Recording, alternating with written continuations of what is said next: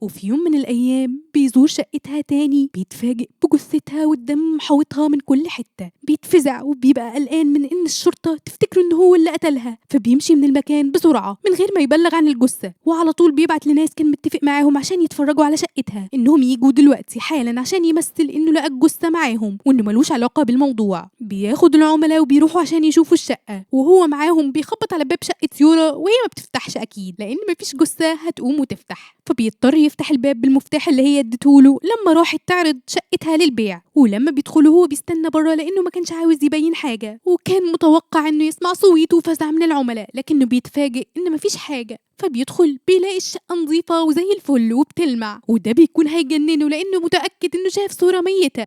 بيبتدي فيلمنا مع جون تاي وهو وكيل عقارات وعنده مكتب مشهور في المدينة، وبيكون عنده هواية غريبة جدا ومجنونة، وهو إنه بيتجسس على الناس من غير ما ياخدوا بالهم، وكمان بيستغل شغله وإنه معاه مفاتيح شقق الناس وبيدخل جوه شققهم وهم مش موجودين. هو مش بيسرق ولا حاجة، هو بس بيبقى عنده فضول عن اللي جوه الشقة وبيتأكد إنه ما يسيبش أي دليل وراه، ولو في حاجة بايظة هو بيعمل الواجب وبيصلحها. وكل ما يروح شقة لازم ياخد صورة لحاجة من متعلقاتهم، تقريبا زي تذكار كده، حاجة تبقى دليل على إنه كان موجود في المكان ده، وبيروح يخزنها عنده في مكان محدش يعرفه غيره، وبيبقى فيه كتير من الصور زي اللي أخدها. وفي يوم من الأيام وهو قاعد ياكل شاف بطلتنا صورة اللي هي بتكون انفلونسر أو مؤثرة على السوشيال ميديا، كانت بتاكل سجق وهي قاعدة جنبه، وبيلاقيها بتنشر صورة وبتكتب على السوشيال ميديا إنها بتاكل سلطة، فأثارت اهتمامه فقرر يراقبها ويتجسس عليها لأنه بيبقى عنده فضول يعرف سبب كذبها. بيمشي وراها وبيعرف مكان سكنها وبيقدر يتوصل لحسابها على السوشيال ميديا وبيراقبها من خلاله، وفضل يتجسس عليها لأكتر من 5 شهور. بعدها قرر إنه حان الوقت لاقتحام منزلها. بيروح قدام الباب وبيحاول يحذر كلمة السر لكنه بيفشل،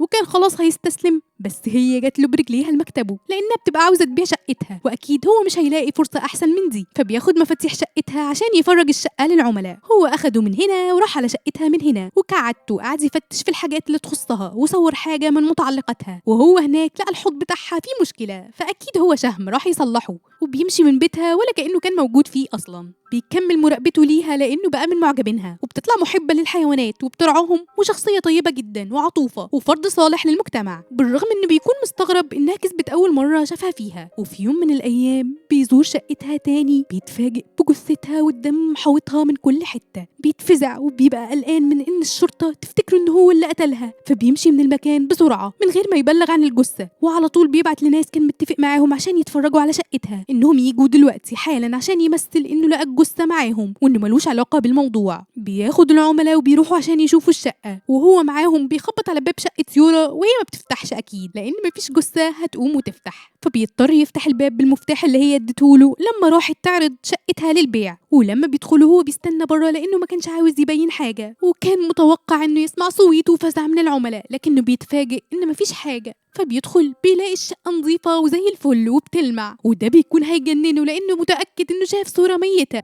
تاني يوم بيرجع ليومه الطبيعي وبيحاول يدور على أخبار تخص مقتل صورة في النت، لكنه مش بيلاقي أي حاجة. بيروح على مكتبه وبيجيله ظرف لونه أحمر، فبيفتحه وبيلاقي صورة لجثة صورة وهي مليانة دم، وكمان صورة وهو بيدخل الشقة وبيقتحمها بدون إذن، وصورة لشعرة منه واقعة في مسرح الجريمة. وبيجيله بعديها مكالمة وبنعرف إن في حد كسر الإزاز بتاع المكان اللي محفوظ فيه رماد أمه وقطع صورها. وهو راجع من هناك بعد ما شك إن اللي يكون عمل كده هو المجرم، بتخبط عربيته في عربية نقل، ولما بيروح يشوف مين الشخص اللي خبطه العربية بتكون فاضية ما فيهاش حد. بيروح يشوف كاميرات المراقبة، بيطلع ان في واحد هو اللي حرك المكابح بتاعت عربية النقل عشان تخبط في عربيته. في الناحية التانية في اسم الشرطة هولوجي بتروح هناك عشان تبلغ عن اختفاء سورة. هولوجي برضو بتبقى مؤثرة على السوشيال ميديا وبتقول انها صديقة سورة المقربة، مع انه باين انها بتحقد عليها ومش طايقاها. سورة طلبت منها انها لو في يوم اختفت تبلغ الشرطة، فبتوريهم انها بتحاول تتواصل معاها لكنها مش بترد، وبتقول ان هي كانت فاكراها لعبة من سورة في الاول عشان تزود مشاهدينها، بس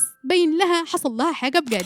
المحققة يونجو وزمايلها بيبدأوا التحقيق في اختفائها، وبيروحوا يقابلوا جانج تاي اللي بيعرفوا من التحقيقات إنه وكيل عقارات. هي اتعاملت معاه قبل ما تختفي. بيسألوه عن آخر مرة شافها فيها، وجون تاي بيعرفهم إنها عرضت شقتها للبيع وفي ناس جت اتفرجت على الشقة، وبيديهم كل المعلومات عن اللي زاروا الشقة، وبيبان عليه التوتر والقلق مع إنه بيحاول يخبي ده. المحققة يونجو بتاخد منه مفاتيح الشقة بتاعت سورا، ولما بتروح هي وزمايلها على هناك بيلاقوا دم في الشقة، وعلشان كده جون تاي اللي كان بيراقبهم بيبقى خايف إنهم يتهموه بقتل سورا، فبيروح يحقق في جريمة القتل بنفسه، وبيروح على حساب سورا اللي على السوشيال ميديا، وبيدور على أكتر شخص بيبقى على علاقة سيئة بسورا، وبيبان له إن في واحدة اسمها هولوجي وبتبقى عدوة سورا لدودة وبتشتمها في قناتها دايما وبتجيب فضايحها. فبيدور في الفيديوهات على حاجة تعرفه مكان سكنها، وبيعرف مكان بيتها فعلا، وبيروح على هناك وبيستنى لما تخرج من البيت وبيقتحم بيتها، وبيفتش فيه بيلاقي أظرف حمراء هناك شبه الظرف اللي اتبعت له، وكمان بيلاقي تعليقات لحساب باسم بيوزيو مطبوع عندها. بيبحث عن اسم الحساب بيطلع واحد اسمه جون هاك، بيلاقي في حسابه صور بنفس وضعيات سورا ونفس الأماكن اللي بتزورها، وبيطلع مترصد بيعلق لها دايما على منشوراتها، وبيطلع مهووس بيها. بيفكر إن الاتنين دول أكيد شركاء في تنفيذ جريمة قتل سورا. بيرجع بيته بعديها وهناك في 2 مقنعين بينقضوا عليه وبيقعدوا يضربوا فيه، وهو بيقدر يهرب منهم وبيروح يبلغ الشرطة، وبيقابل المحققة يونجو وبيبلغها عن محاولة قتله، وبيتهم هولوجي وجون هاك بقتل سورا ومحاولة قتله. المحققة بتبقى مستغربة من اللي بيقولوا، لأنهم ليه هيعملوا فيه كده وهو ايه علاقته بسورا أصلا عشان يلحقوه. بياخدها لبيته عشان يثبت كلامه، وهناك بيلاقوا جون هاك شانق نفسه، والشقة بتبقى في حالة فوضى، وبيلاقي وسط الفوضى دي ظرف أحمر كان لسه هياخده. بتمنعه المحققة ينجو إنه يلمس أي حاجة في مسرح الجريمة، وبتاخده هي بتفتحه، وبتلاقي جوه الجواب صورة ليه وهو مع جون هاك، وبيبان إنهم قريبين من بعض، وصورة ليه كمان وهو بيتسلل لشقة سورا. المحققة ينجو بتتهمه هو وشريكه جون هاك بقتل سورا، وبتروح عشان تحط الكلبشات في إيده. هو بيصر إنه ما عملش كده وإن ده تلفيق، وبيضربها وبيهرب عشان مش مصدقاه. في الناحية التانية هولوجي بتنشر للكل إن جون تاي وكيل العقارات المشهور احتمال إنه يكون هو اللي قتل سورا، ونشرت معلوماته للعلن.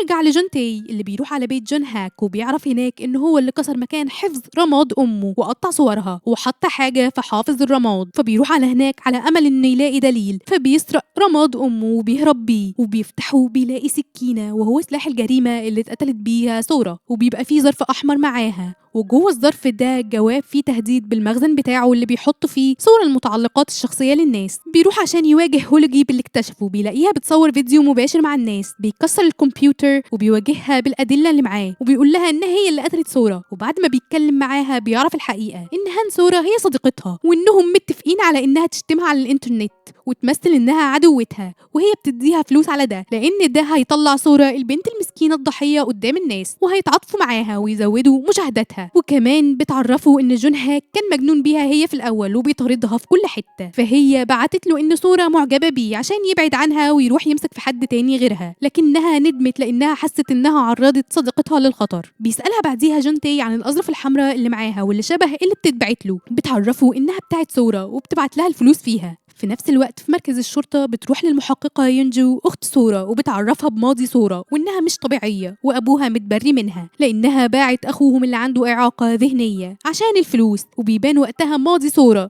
وإنها كانت بنت فقيرة سابت القرية الصغيرة اللي كانت عايشة فيها مع أهلها بعد ما طردوها، واشتغلت كل حاجة أخلاقية وغير أخلاقية عشان الفلوس، وفي النهاية قررت تعمل حساب على السوشيال ميديا وتكسب فلوس من تعاطف الناس معاها. كسبت بخصوص حياتها الفخمة، وكانت دايما بتنشر بوستات مزيفة عشان تحافظ على الصورة الوهمية دي، وكمان بتمثل إنها بتساعد الحيوانات وبتتبناهم. خلال الوقت ده لاحظت إن جون تاي بيتابعها وبيطاردها، فافتكرت إنه عارف بسرها إنها مزيفة وبتستخدم الحيوانات وبتأذيهم عشان تكسب تعاطف الناس ويتبرعوا لها، وبسبب كده رتبت لموتها عشان تورط جون تاي وتنتقم منه. فهي راحت له بالقصد المكتب بتاعه وعرضت شقتها للبيع عشان تديله المفتاح ويشوفها وهي ميتة، وزيفت الدم بتاعها بإنها أخدت عينة من دمها وزودته مية وده لقيته في كل حتة، وهي نفسها اللي بعتت له الصور في الظرف الأحمر عشان تخوفه. وراحت لجون هاك لعبت بيه وخلته يعمل لها كل اللي هي عاوزاه لأنه مهووس بيها، خلته يشترك معاها في إنهم ينتقموا من جون تاي، وخلته يروح يكسر مكان حفظ رماد والدة جون تاي ودفن الأدلة المزيفة هناك، وكمان هي اللي هجمت على جون تاي مع جون هاك بهدف إنها تقتله بس فشلوا. وعشان جون هاك ما يعترفش عليها لأن جون تاي شاف وشه واتعرف عليه أثناء مقتحم شقته، فشنقته بنفسها ولفقت التهم كلها لجون تاي،